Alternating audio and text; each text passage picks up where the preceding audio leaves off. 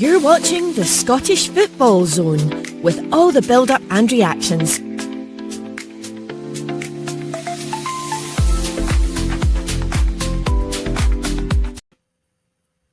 And there we are, we're back and we're live for this Champions League special tonight and tomorrow night.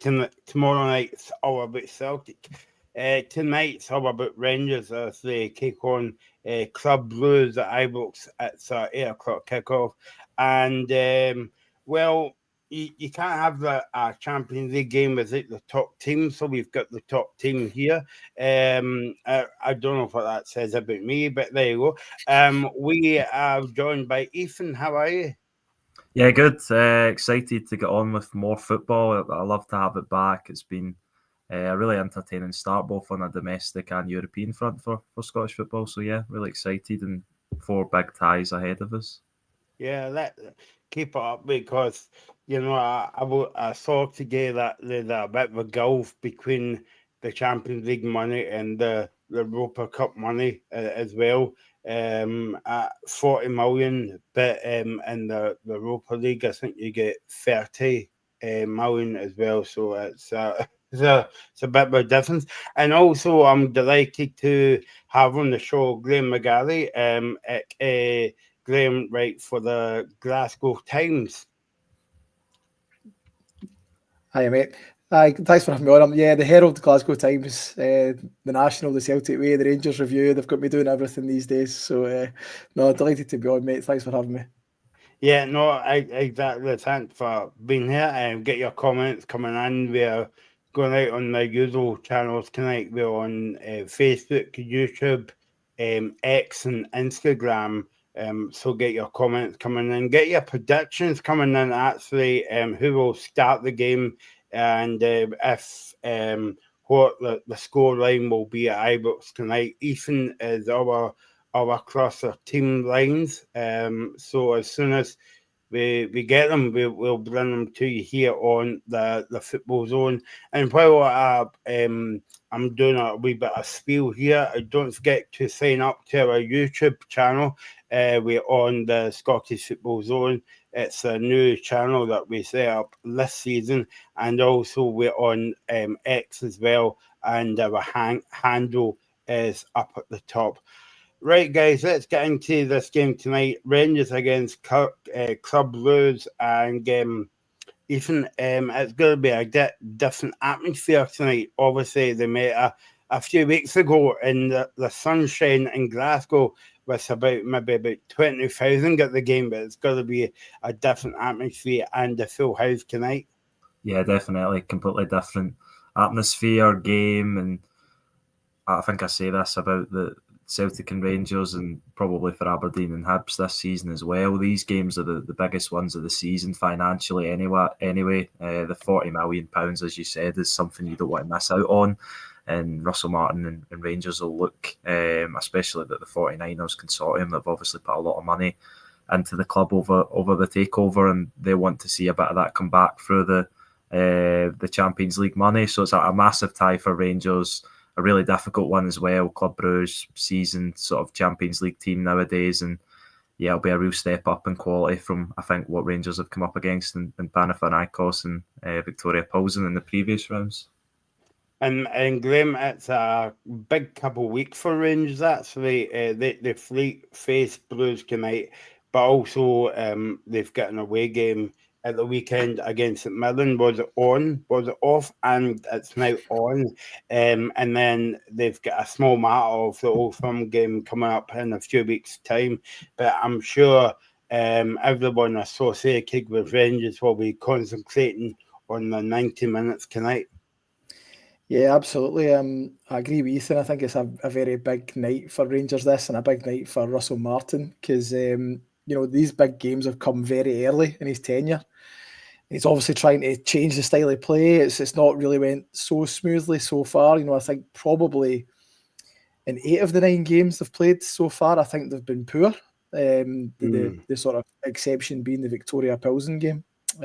So we'll wait and see what's in store. I think this will tell us a lot about where Rangers are at, and obviously, as you said there, Michael, it's a big 2 weeks for Rangers, but also for Russell Martin. And I think a poor result tonight, a really tricky, trip to St Mirren on Sunday, and then you're looking ahead at that Old Firm game, I think, with a bit of trepidation after that if this doesn't go well.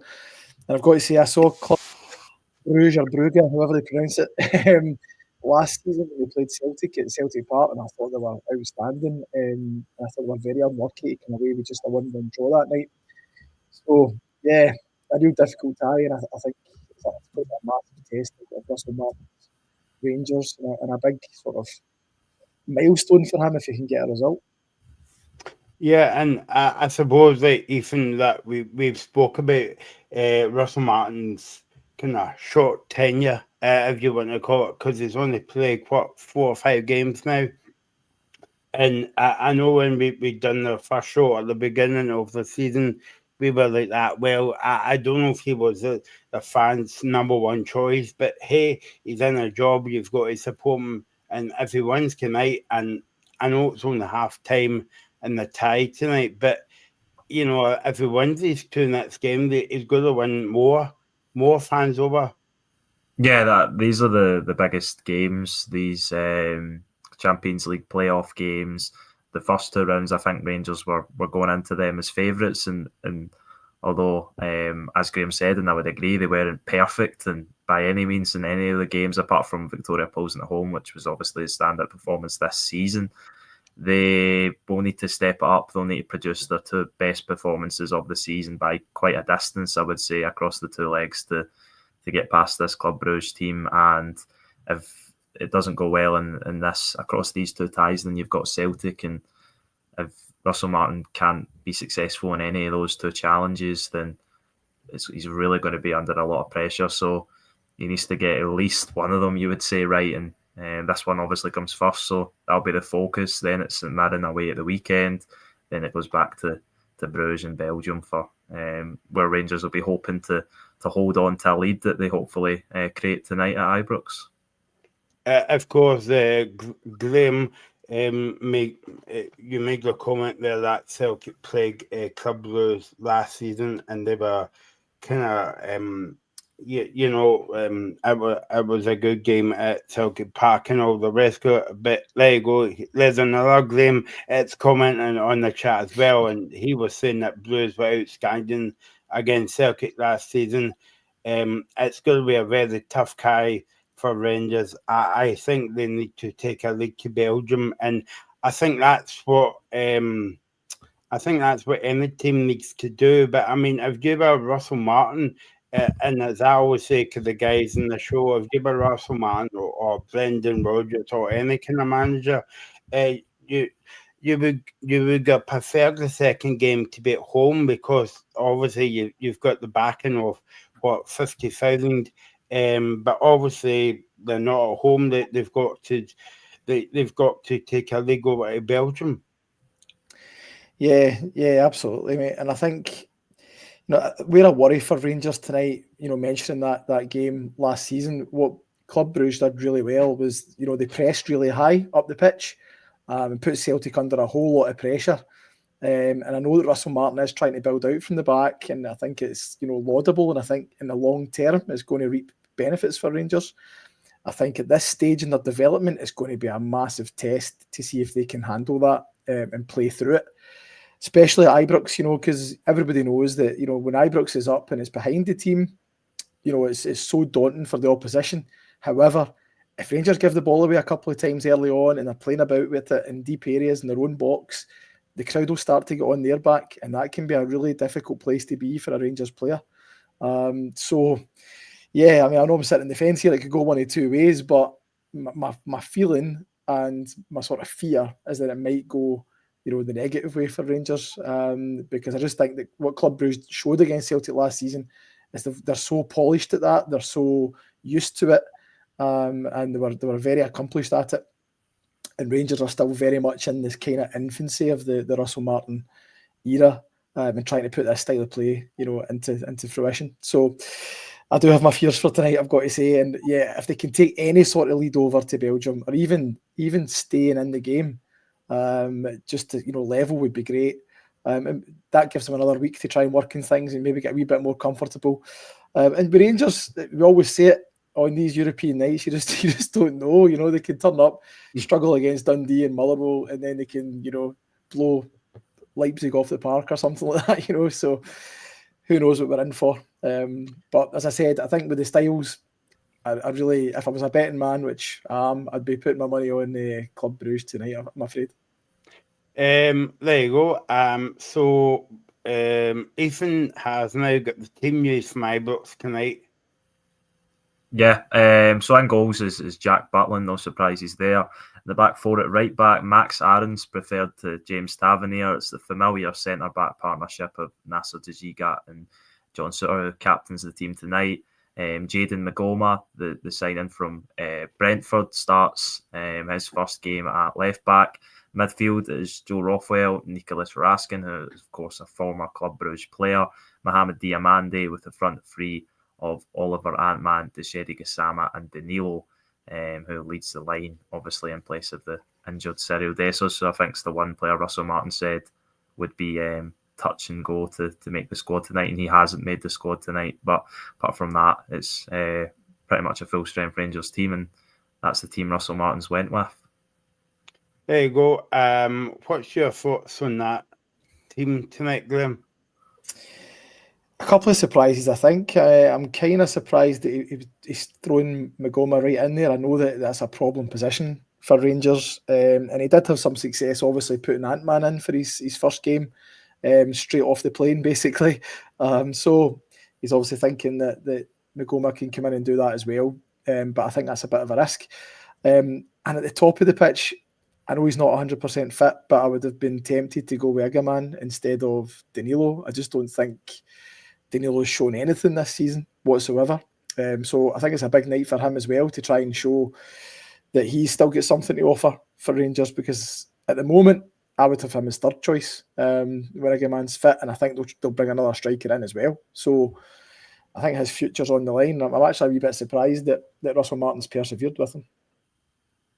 Yeah, I would agree with that. I don't think he's covered himself in glory. There was a sort of little bit of excitement from the Rangers fans during pre-season, and he looked to be sort of maybe starting his Rangers career, because he's never really got started. He's obviously had troubles with injuries, but yeah, he hasn't impressed and when he's played so far this season. I think Cyril Dessers obviously has. That's why he sort of retained that number 9 position. Obviously injured tonight, so can't come in. And Hamza Igaman still not preferred by Russell Martin, which, yeah, an interesting one. And Jayden Magoma as well, an interesting selection being thrown in the deep end, as Ant-Man was, as Graham said. And yeah, it'll be a big night. These are sort of make or break nights when it comes to a game of this magnitude. And then he sort of reverts back to that midfield three, which I think was he played in his first game, and I don't know if he's played it since, possibly. Well, I think he played it against Motherwell as well in the second game after Panathinaikos. So, but yeah, I think that was a lot of what people expected the midfield three to be, but he's obviously rotated it. Lyle Cameron came in and played really well. But yeah, I think for a game like this, you've got to have, especially Raskin and Diamande in that starting 11. Yeah, I was just going to say, sorry, Michael, before you come in. I actually do have some concerns about that as well. I think it's very harsh on Lyle Cameron to come out of the team. I think he's been offering that real sort of penetration from midfield, runs behind the defence that you don't really get from the other three. I was at the game at Fir Park, and I thought the balance just was all off. I thought Raskin and Diamande playing in those advanced positions didn't really suit them. They were neither one thing or the other, you know. And it's a really kind of, you know, interesting question that with Joe Rothwell coming in, you're taking your best player, arguably, in Nicholas Raskin, and putting him out of his best position. And I don't think it's getting the best out of Diamande or Raskin at this moment in time. Yeah, I can. Graham's got a good point there about Lyle Cameron, because I think he offers you something different as well. You know, and I think maybe not his nose out of joint tonight, but I think he would be a bit peeved, you know, for not playing tonight. Yeah, he probably would be.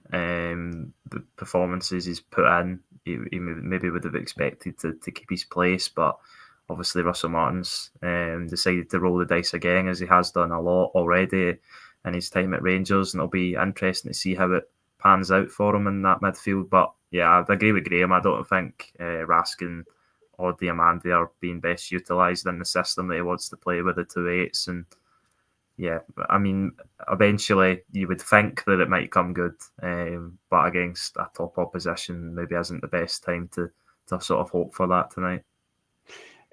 Graham, good looking back at Russell's comments, Russell Martin's comments yesterday that he made to the media. He says we need to perform well and we need more energy. Also, it should be an incredible atmosphere because we want Rangers to get to the Champions League. I think the interesting point for me, guys, is when he mentions the word energy, right? And I would be interested to hear from any Rangers fans watching this, but I'm not being funny, but I've not saw any energy coming from the Rangers team so far this season. The only player I've seen it from is Lyle Cameron, to be honest with you, Michael, and that's why I'm kind of surprised that he's not in the lineup. But I kind of understand. Obviously, you're up against, you're taking a step up here in caliber, obviously, in the team you're playing against. However, I would really have expected Lyle to keep his place, just because he'll give Rangers that something different in the midfield. I think the three of them that are in there are a wee bit samey, and I don't really see where that energy's coming from those three. Rothwell, I think he's done okay so far, but he's not pulled up any trees, and certainly isn't going to give you the energy. He keeps it simple, keeps the ball safe, he keeps it ticking over.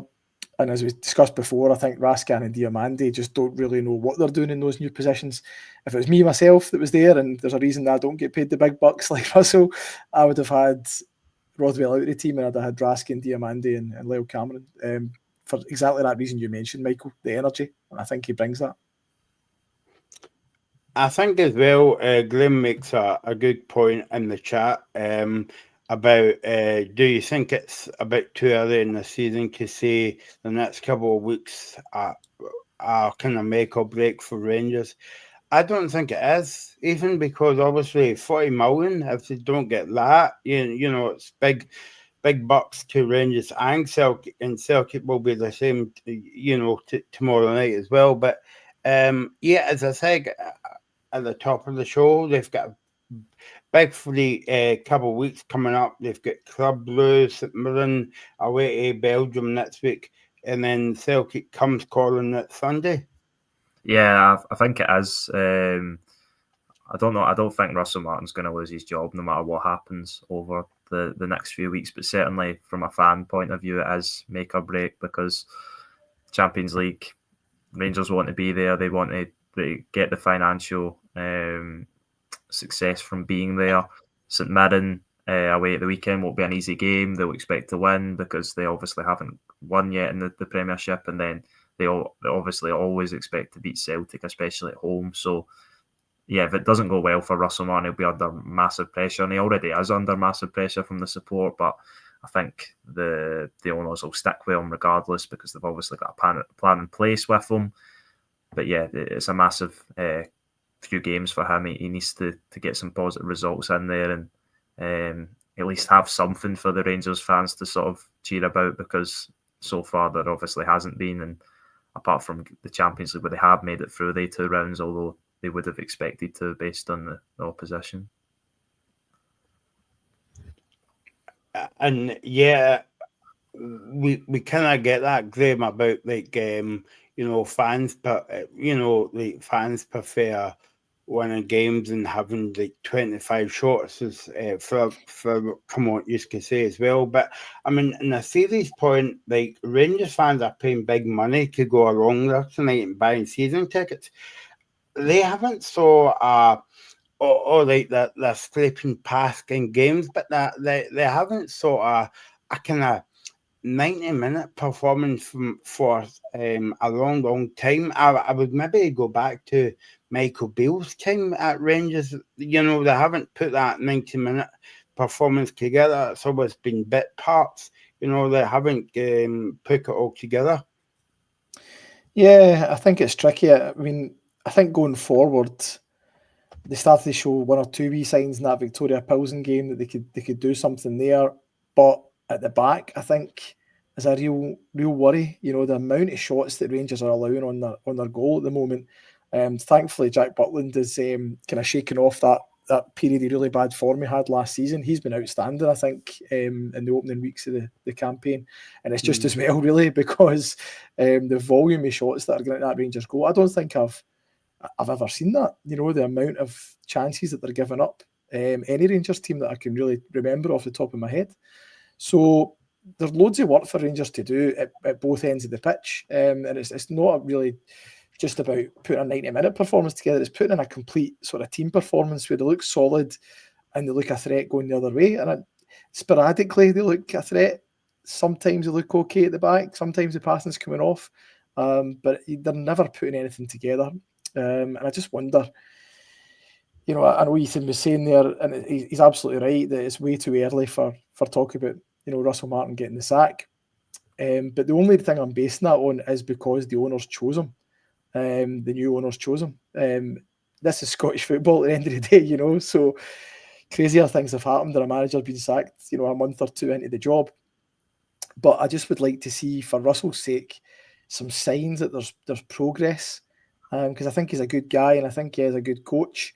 But it's getting to the point where it's very difficult for him to come back in the eyes of the fans. So even if the owners are going to stand behind them, which I think they will, they'll stand four square behind them. When the fans turn on you, and I think the Rangers fans, as Ethan correctly said, they weren't having Russell Martin before a ball was kicked. I actually wrote a piece about this just when he was actually appointed, saying, you know, he's going to start further behind other Rangers managers who very rarely get a lot of time anyway. He's going to get even less because he was a very unpopular appointment. So there is going to be an interesting dynamic, I think, between the fans, how they feel about Russell Martin, and if these next 2 weeks go badly, what's happening in the stands? Will there be empty spaces? Will there be protests? Sorry, I muted myself there. And how strong are the owners going to be if there is unrest in the Ibrox stands? It's really an interesting appointment, but it's one I kind of struggled to understand at the time, because I just knew that, you know, if things didn't go well straight away out the gate, he was going to be under huge pressure. Yeah, I mean, yes. On you go, Michael. No, on you go, Ethan. Yeah, I was just going to say I agree with Graham. I think it's one that I've seen as not Rangers' first pick. When I looked into it a bit more and thought about it, I was thinking back to his time at Southampton in the Championship and how well he done in that season, and thought he's going to be in a sort of similar place at Rangers, having the biggest budget, best squad in the league. Obviously hasn't worked out that way in the league so far. The style of play has not really got across to the players. So yeah, it is. He is under a lot of pressure already, and the fans will be the ones that are putting the most pressure on him, not the board, I don't think. I've got the Club Brugge lineup here. I'll just read it out because I think there's some interesting names in there, or players. So in goals is Simon Mignolet, who we obviously all know from his time in the Premier League. Then they've got a back four made up of 4 youth products. They've got Joaquin Says, 20-year-old. They've got 32-year-old Brandon Michel, who did come through the youth set up a long time ago. Jorni Spielers and Kirian Sabi. So 3 20-year-olds in the back 4. Then they've got a midfield 2 of Rafael Onyedika and Alexander Stankovic. They're €9 million signing. From Milan, then we've got Hans Vanaken, who's a bit of a club legend at Club Brugge. Then they've got Christos Cholis, the Greek winger linked with a move to Crystal Palace at the moment. Carlos Forbes, who they signed from Ajax this summer, was on loan at Wolves last season. And then up front, they've got Romeo Vermaat leading the line. So they've sort of turned over a lot of players as well. I was looking into it. They sold 5 players this window for €81 million. So that's the sort of turnover you're talking about. It's a massive level of financial stability they've got.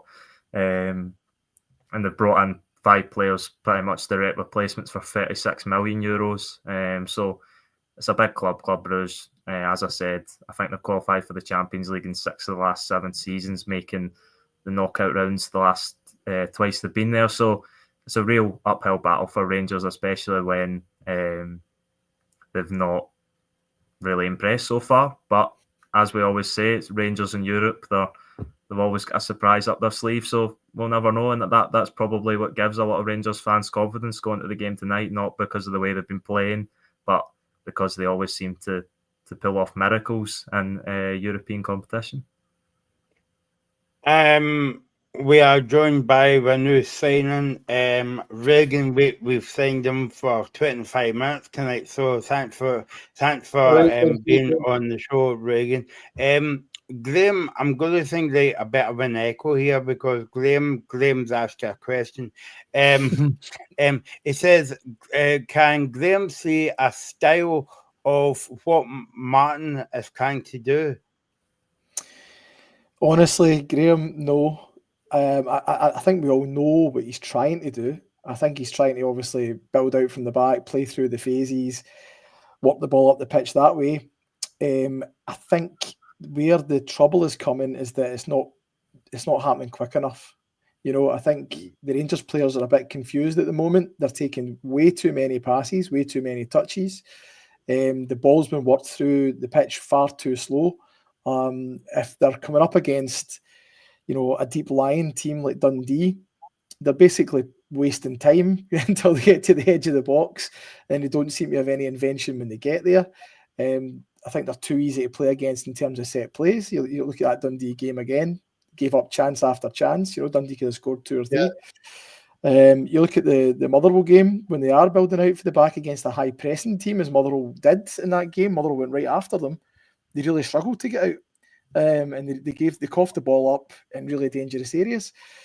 Bruges are going to be much better at that than Motherwell were, and I can see what he's trying to do in terms of, you can see where the setup is and where the players are standing, but you don't actually see evidence that the players understand it themselves, what they're trying to do. I think that's the kind of point I would like to make, is that, yeah, the blueprint is there. You can see where everybody's standing tactically. It's clear when the game kicks off, but when it gets underway, I think the players look muddled.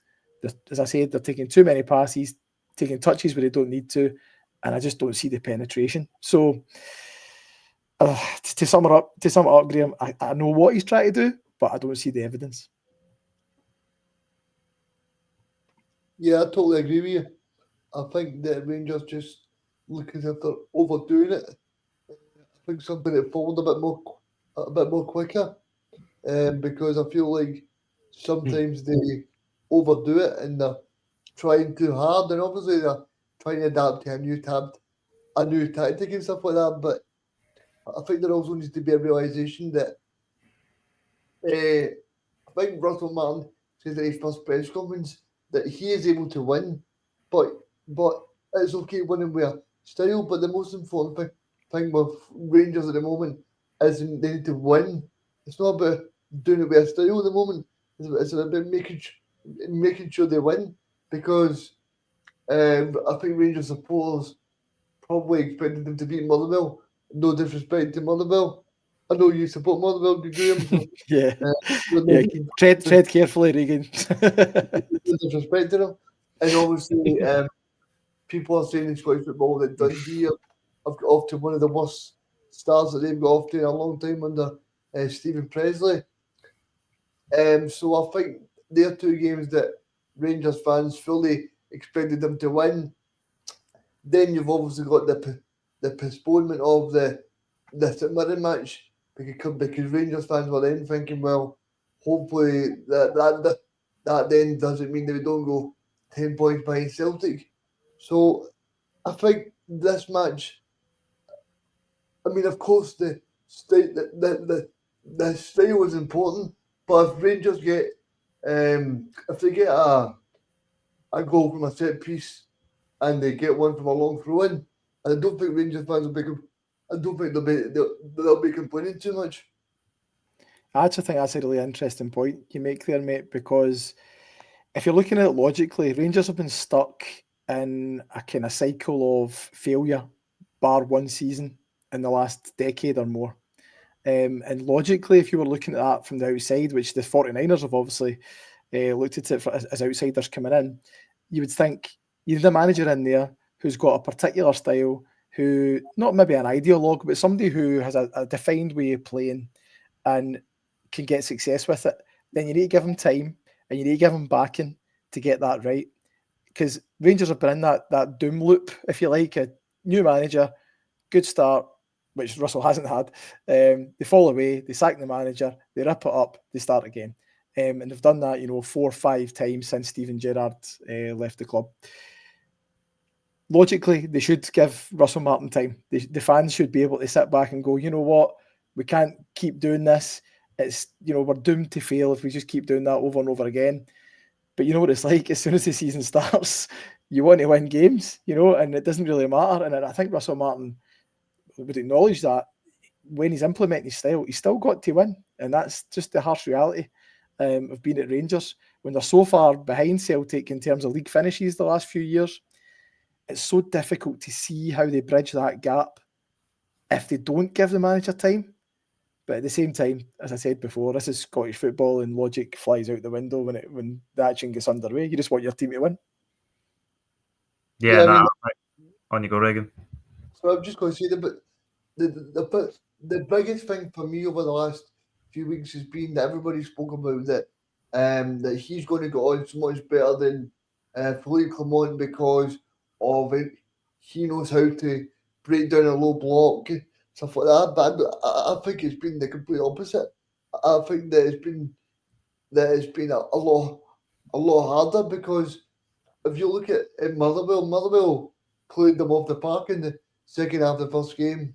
Dundee stuck to the plan and Rangers weren't able to cope. The only reason I would say that they done well against Pilsen was because Pilsen tried to attack them. I think the good thing for Rangers tonight is that Brugge will try and attack Rangers, so that may suit them perfectly. Hopefully it does for them because I think Brugge are a good team and this is not a night where you want to be exposed. Yeah, and I think for Russell Martin, this will be, if he can get through these two legs and win across the tie, then I think for a lot of Rangers fans' eyes, the results that went before will be sort of forgotten, and it'll be a fresh slate for him because managing to come into the job and turn Rangers into a Champions League team and really going against a really good Champions League regular and beating them would be a massive statement for him.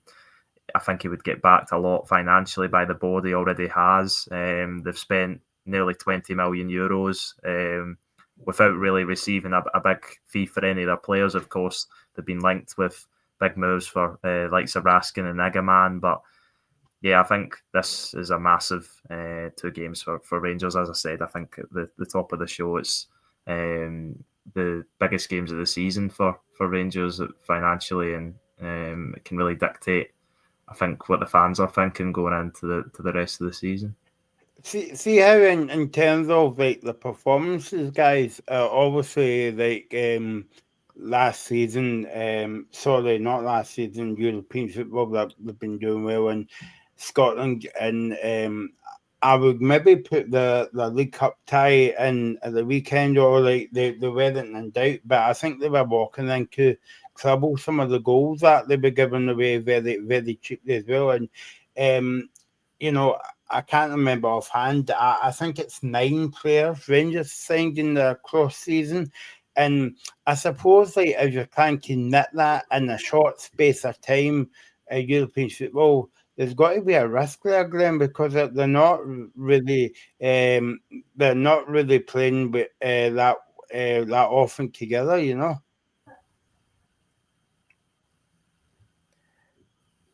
Sorry, my son was in there, Michael. Sorry about that.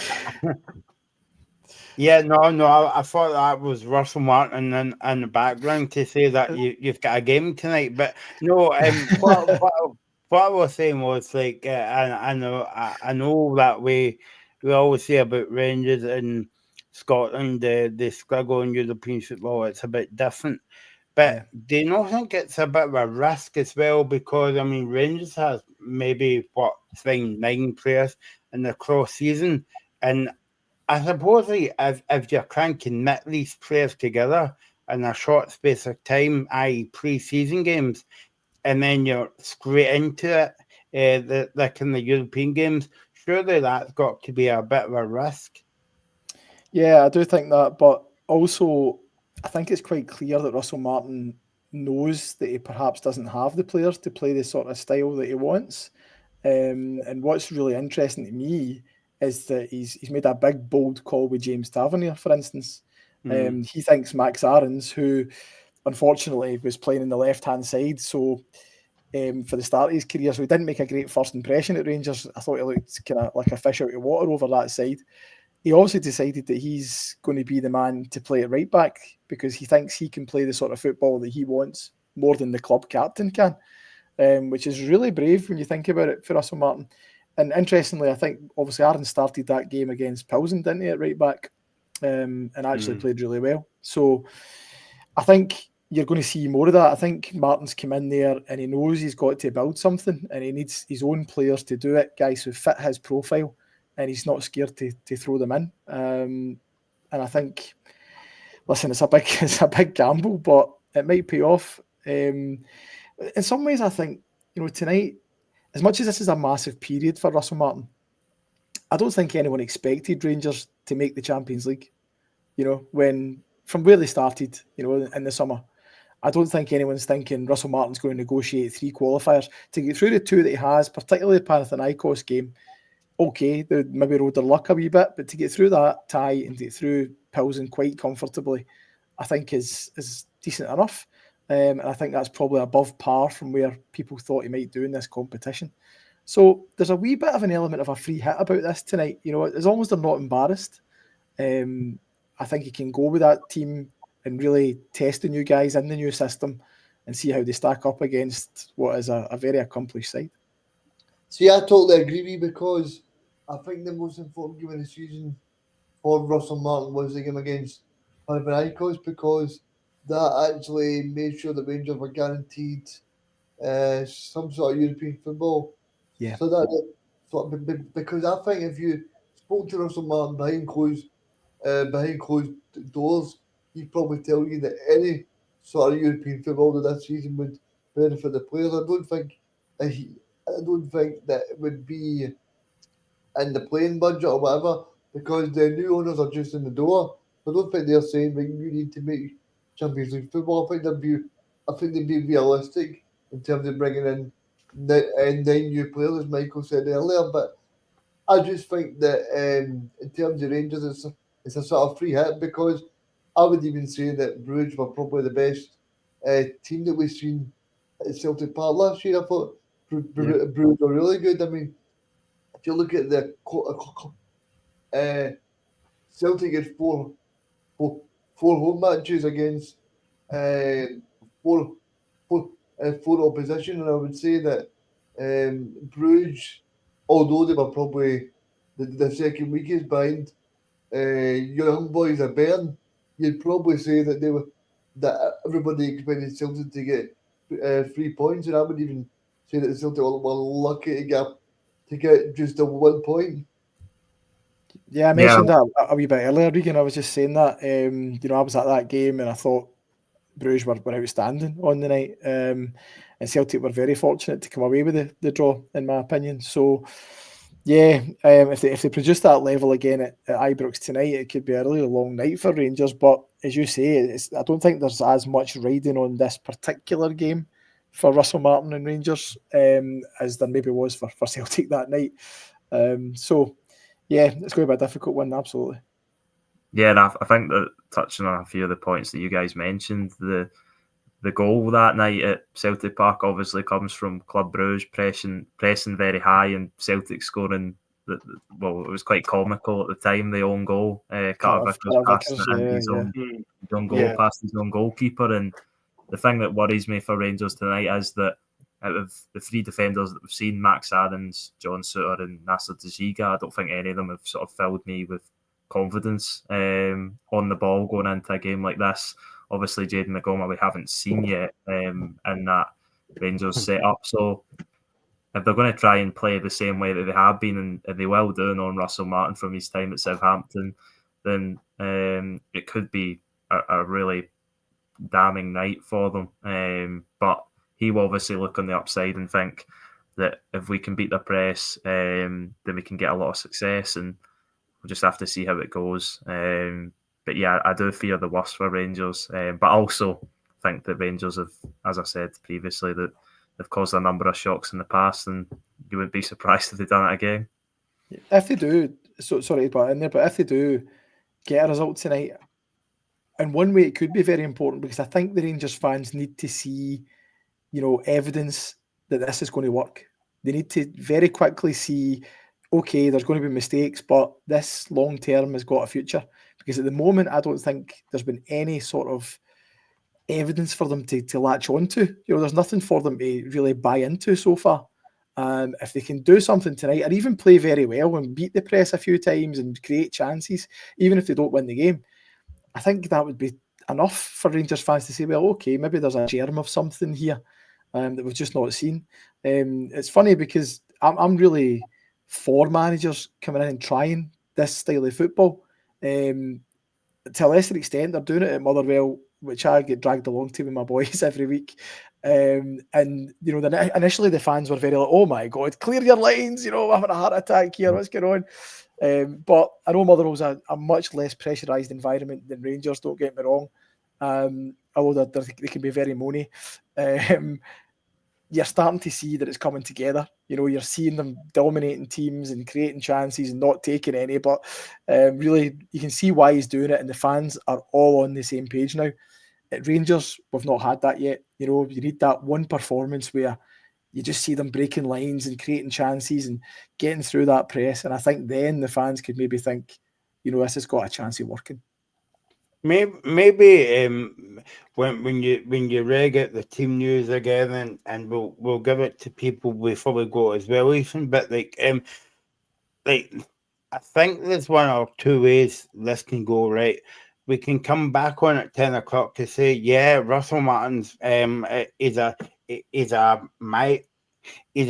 tactician. He got his team spot on, or else it could be the opposite. And I think, no disrespect to Graham and Murrow, because I'm just picking Murrow as a kind of a right example. I think you can take a bit of a risk at Ibrox, changing the system as well. But going into a big Champions League game against a fantastic team, we all saw them at Selkirk Park last season. I don't think they can take that too many risks, Ethan. Yeah, I would agree. I think it is probably it's going to be risky. Russell Martin plays a risky style of football. We've seen it in the Premier League with Southampton. I doubt there's any Southampton fans watching, but if there is, then I'm sure they wouldn't like me reminding them of that season. But yeah, this is the real deal. This is where Rangers want to be. They want to be competing against teams like this, and obviously the Champions League league phase. And I would agree with what Graham said and what Reagan said. I think it is maybe too early to expect Russell Martin to get Rangers to the Champions League, but the Rangers fans need to see progress, and no better opportunity of that than playing against a really solid team and going toe to toe with them, and showing that this style of play that he's trying to play can work. But obviously there's a lot of risks he's taken in the starting 11 as well. Do you want me just to read that? Yeah, on you go. Yep.